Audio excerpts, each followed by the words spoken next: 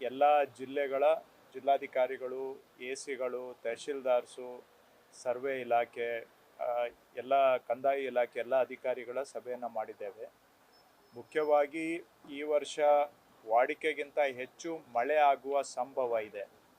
ಹವಾಮಾನ ಇಲಾಖೆಯವರ ಮುನ್ಸೂಚನೆ ಪ್ರಕಾರವಾಗಿ ಈಗಾಗಲೇ ಹೆಚ್ಚು ಮಳೆ ಆಗಿದೆ. ಬರುವ ತಿಂಗಳುಗಳಲ್ಲೂ ಕೂಡ ಹೆಚ್ಚು ಮಳೆ ಆಗುವ ಸಾಧ್ಯತೆ ಇದೆ.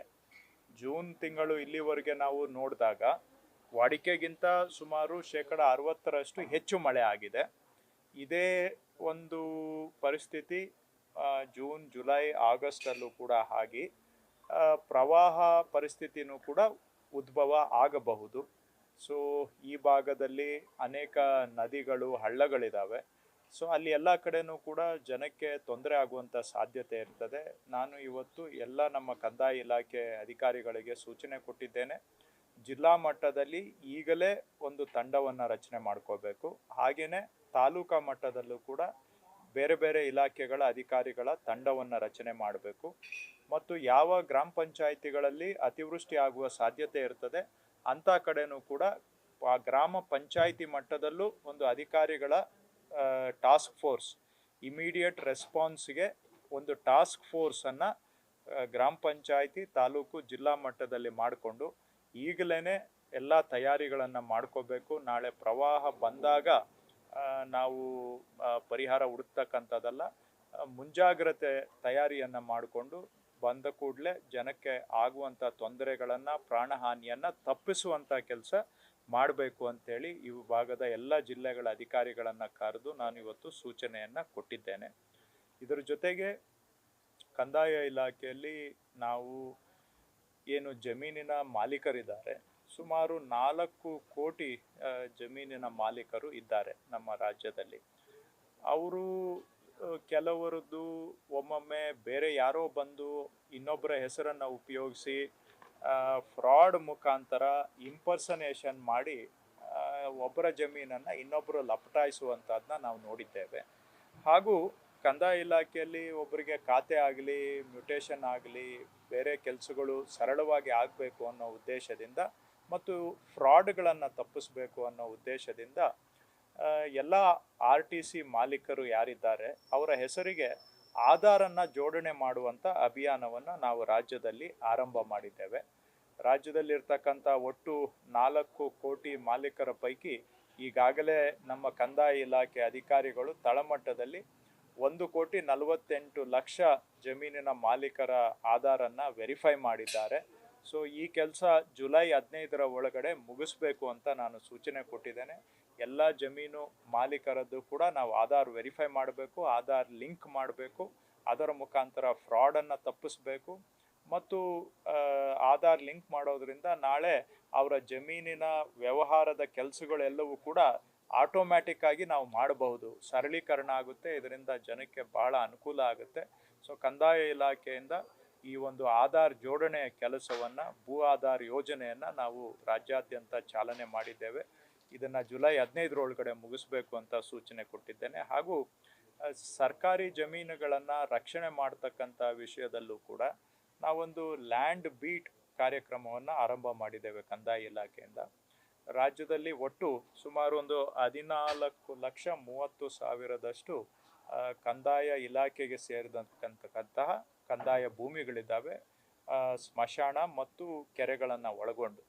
ಸೊ ನಮ್ಮ ಕಂದಾಯ ಇಲಾಖೆ ಅಧಿಕಾರಿಗಳು ಪ್ರತಿಯೊಂದು ಸರ್ಕಾರಿ ಜಮೀನಿಗೂ ಕೂಡ ಭೇಟಿ ಮಾಡಿ ಆ ಸರ್ಕಾರಿ ಜಮೀನನ್ನು ಪೂರ್ತಿ ವಿಸ್ತೀರ್ಣವನ್ನು ಅವರು ಪರಿಶೀಲನೆ ಮಾಡಬೇಕು. ಮೊಬೈಲ್ ಆ್ಯಪಲ್ಲಿ ಒಟ್ಟು ವಿಸ್ತೀರ್ಣ ಎಷ್ಟಿದೆ ಅಷ್ಟನ್ನು ಕೂಡ ಅವರು ಕ್ಯಾಪ್ಚರ್ ಮಾಡಬೇಕು. ಏನಾದರೂ ಒತ್ತುವರಿ ಆಗಿದ್ದರೆ ಮೇಲಿನ ಅಧಿಕಾರಿಗೆ ವರದಿಯನ್ನು ಸಲ್ಲಿಸಬೇಕು. ಒತ್ತುವರಿ ಆಗಿಲ್ಲ ಅಂದರೆ ಇಲ್ಲ ಅಂತೇಳಿ ಅವರು ರಿಪೋರ್ಟ್ ಕೊಡಬೇಕು. ಇದರ ಮುಖಾಂತರ ಯಾವುದಾದ್ರೂ ಒತ್ತುವರಿ ಆಗಿರುವಂಥ ಜಮೀನುಗಳನ್ನು ಒತ್ತುವರಿ ತೆರವು ಮಾಡ್ತಕ್ಕಂಥದ್ದು. ಮತ್ತು ಇದನ್ನು ನಾವು ಪ್ರತಿ 3-4 ತಿಂಗಳಿಗೊಮ್ಮೆ ಇದೇ ರೀತಿ ಭೇಟಿ ಮಾಡೋದ್ರಿಂದ, ಬೀಟ್ ವ್ಯವಸ್ಥೆ ಮಾಡೋದ್ರಿಂದ, ಅಲ್ಲಿ ಭೇಟಿ ಮಾಡುವಂಥ ವ್ಯವಸ್ಥೆಯನ್ನು ಕಡ್ಡಾಯ ಮಾಡಿರೋದ್ರಿಂದ ಮುಂದೆ ಈ ಜಮೀನುಗಳ ಒತ್ತುವರಿ ಆಗದ ಹಾಗೆ ಒಟ್ಟಾರೆ ಸರ್ಕಾರಿ ಜಮೀನುಗಳ ರಕ್ಷಣೆ ಮಾಡಲಿಕ್ಕೆ ಒಂದು ಶಾಶ್ವತ ಹೆಜ್ಜೆಯನ್ನು ಕಂದಾಯ ಇಲಾಖೆ ಇಟ್ಟಿದೆ.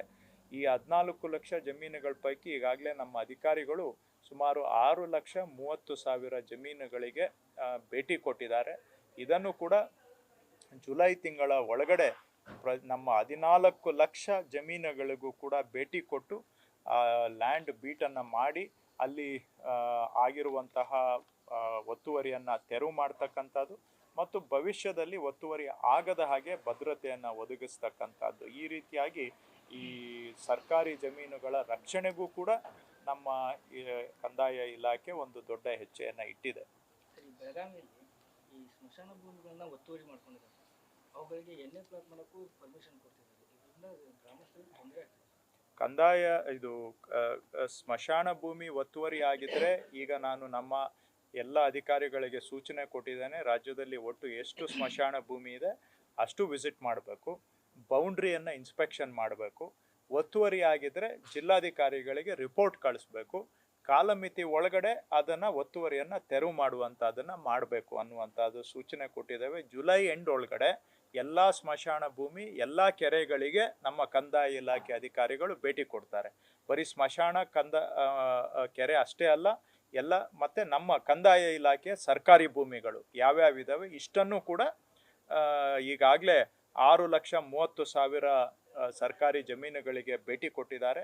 ಇನ್ನು ಬ್ಯಾಲೆನ್ಸು ಇರತಕ್ಕಂಥ ಸುಮಾರು ಇನ್ನೊಂದು 8 ಲಕ್ಷ ಬ್ಯಾಲೆನ್ಸ್ ಇದೆ. ಅದನ್ನು ಈ ಜುಲೈ ಎಂಡ್ ಒಳಗಡೆ ಮುಗಿಸ್ಬೇಕು. ಒತ್ತುವರಿ ಆಗಿರೋದನ್ನು ಅವರು ಡಿಸಿಗೆ ರಿಪೋರ್ಟ್ ಕಳಿಸ್ಬೇಕು, ಒತ್ತುವರಿ ತೆರವು ಮಾಡಬೇಕು, ತಹಶೀಲ್ದಾರು ಸರ್ವೆ ಇಲಾಖೆಯವರು ಸೇರಿ. ಯಾರಾದರೂ ಅಂಥ ಸ್ಮಶಾನ ಭೂಮಿಗೆ ಅದು ಯಾರಾದರೂ ಎನ್ನೆ ಮಾಡಿಕೊಂಡಿದ್ರೆ ಅದು ಫ್ರಾಡ್ ಆಗುತ್ತೆ. ಫ್ರಾಡನ್ನು ನಾವು ಸಪ್ರೇಟಾಗಿ, ಅದು ಔಟ್ರೈಟ್ ಫ್ರಾಡ್ ಆಗುತ್ತೆ, ಅದು ಒತ್ತುವರಿ ಅಲ್ಲ. ಅದು ಕನ್ವರ್ಷನ್ ಮಾಡಿಕೊಟ್ಟಿದ್ದಾರೆ ಅಂತ ಹೇಳಿದ್ರೆ ಅದೊಂದು ಗಂಭೀರ ಅಪರಾಧ ಆಗುತ್ತೆ. ಅದನ್ನು ತನಿಖೆ ಮಾಡಿ ಅದನ್ನು ಬೇಕಾದರೆ ಎಣ್ಣೆಯನ್ನು ಕ್ಯಾನ್ಸಲೇಷನ್ ಮಾಡಿ ಉಳಿಸುವಂಥ ಕೆಲಸ ಮಾಡ್ತಾರೆ. ಈಗಲೇ ನಾವು ಕೇಂದ್ರ ಸರ್ಕಾರದಿಂದ ಸುಪ್ರೀಂ ಕೋರ್ಟ್ಗೆ ಹೋಗಿ ಹೋರಾಟ ಮಾಡಿ 3,454 ಕೋಟಿ ಬರ ಪರಿಹಾರ ಹಣವನ್ನು ಪಡೆದುಕೊಂಡಿದ್ದೇವೆ. ಅದನ್ನು ಈಗ ಸುಮಾರು 40 ಲಕ್ಷ ರೈತರಿಗೆ ರಾಜ್ಯದಲ್ಲಿ ವಿತರಣೆ ಆಗಿದೆ. ಆ 40 ಲಕ್ಷದಲ್ಲಿ ಇನ್ನೊಂದು 4-5 ಲಕ್ಷ ರೈತರಿಗೆ ವಿತರಣೆ ಮಾಡುವಂತಹದ್ದು ಬಾಕಿ ಇದೆ. ಬಹುಶಃ ಇನ್ನೊಂದು ವಾರದಲ್ಲಿ ಆ 4-5 ಲಕ್ಷ ರೈತರಿಗೂ ವಿತರಣೆ ಆಗುತ್ತೆ. ಇಲ್ಲಿವರೆಗೂ ಸುಮಾರು ಒಂದು 35 ಲಕ್ಷ ರೈತರಿಗೆ ಬರ ಪರಿಹಾರ ಹಣವನ್ನು ನೇರವಾಗಿ ಅವರ ಅಕೌಂಟಿಗೆ ಸಲ್ಲಿಸಿದ್ದೇವೆ. ಈಗಾಗಲೇ ಇನ್ನು ಹೆಚ್ಚುವರಿಯಾಗಿ ಬರುವುದರ ಬಗ್ಗೆ ಕೇಂದ್ರ ಸರ್ಕಾರ ಒಪ್ಪುತ್ತಾ ಇಲ್ಲ. ನಾವು ಅದು ಪ್ರಕರಣ ಇನ್ನು ಕೋರ್ಟ್ನಲ್ಲಿ ಇದೆ. ಸುಪ್ರೀಂ ಕೋರ್ಟು ರಜಾದಲ್ಲಿ ಇದೆ. ರಜಾ ನಂತರ ಮತ್ತೆ ಈ ವಿಷಯವನ್ನು ಸುಪ್ರೀಂ ಕೋರ್ಟ್ ಚರ್ಚೆಗೆ ಬರುತ್ತೆ. ಸರ್, ಈಗ DCM ಲೋಕಸಭೆ ಚುನಾವಣೆ ಮುಗಿದ ಬಳಿಕ 3 DCM ಆಗ್ತಾರೆ ಅಂತೇಳಿ ವಿಚಾರ ಕೇಳಿ ಬಂದಿತ್ತು. ಅದು ಎಲ್ಲಿಗೆ ಬಂದಿದೆ ನೋಡಿ, ಇವೆಲ್ಲ ಪಕ್ಷದ 4 ವೇದಿಕೆಯಲ್ಲಿ ಚರ್ಚೆ ಆಗಬೇಕು. 4 ಜನ ಮಾಡ್ತಾರೋ ಬಿಡ್ತಾರೋ ಇವೆಲ್ಲವೂ ಸಹ ಪಾರ್ಟಿ ಫೋರಮಲ್ಲಿ ಚರ್ಚೆ ಆಗುವಂಥದ್ದು. ಇದರಿಂದ ಸಾರ್ವಜನಿಕರಿಗೆ ಭಾಳ ಏನು ಮಹತ್ವದ ವಿಷಯ ಅಲ್ಲ. ಯಾರಾದರೂ ಆಗಬೇಕು ಅಂತಿದ್ರೆ ಹೋಗಬೇಕು, ಪಾರ್ಟಿಯಲ್ಲಿ ಯಾರನ್ನ ಭೇಟಿ ಮಾಡಬೇಕು ಅವ್ರನ್ನ ಮಾಡಬೇಕು, ಅಲ್ಲಿ ಕೇಳ್ಕೋಬೇಕು. DCM ಆಗೋದು ಬಿಡೋದು ಇದು ನಾವು ಸಾರ್ವಜನಿಕವಾಗಿ ಚರ್ಚೆ ಮಾಡಿ ಇಲ್ಲಿ ತೀರ್ಮಾನ ಆಗ್ತಕ್ಕಂಥ ವಿಷಯ ಅಲ್ಲ. ಸಾರ್ವಜನಿಕರಿಗೆ ಅದರಿಂದ ಏನು ಪ್ರಯೋಜನವೂ ಕೂಡ ಇಲ್ಲ. ಸಾರ್ವಜನಿಕವಾಗಿ ಆದಷ್ಟು ಜನಕ್ಕೆ ಉಪಯೋಗ ಇರೋ ವಿಷಯಗಳ ಬಗ್ಗೆ ಚರ್ಚೆ ಆದರೆ ಒಳ್ಳೆಯದು. ನೋಡಿ, ನಾನು ಆಕಾಂಕ್ಷಿ ಇದ್ದರೆ ಹೋಗಿ ಯಾರ ಹತ್ರ ಮಾತಾಡಬೇಕು ಅವ್ರ ಹತ್ರ ಮಾತಾಡ್ತೇನೆ. ನೀವು ನನಗೆ DCM ಮಾಡ್ತೀರಾ? ಇವಾಗ ನಿಮ್ಮ ಹತ್ರ ಹೇಳಿದರೆ ನೀವು ನನಗೆ DCM ಮಾಡ್ತೀರಾ? ಆಗಬೇಕು ಅಂತಿದ್ರೆ ಯಾರ ಹತ್ರ ಮಾತಾಡಬೇಕು ಅವ್ರ ಹತ್ರ ಮಾತಾಡಬೇಕು. ನೀವು ಮಾತಾಡಿದರೆ ಏನು ಪ್ರಯೋಜನ ಅದರಿಂದ?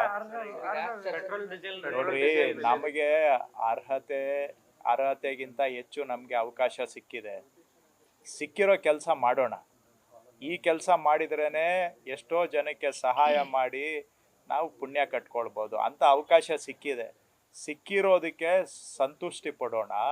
ಸಿಕ್ಕಿರೋದ್ರಲ್ಲಿ ಏನೋ 4 ಜನಕ್ಕೆ ಅನುಕೂಲ ಆಗೋ ಕೆಲಸ ಮಾಡೋಣ, ಅದರಲ್ಲಿ ಸಾರ್ಥಕತೆ ಕಂಡುಕೊಳ್ಳೋಣ. ಗೊತ್ತಾಯ್ತಾ?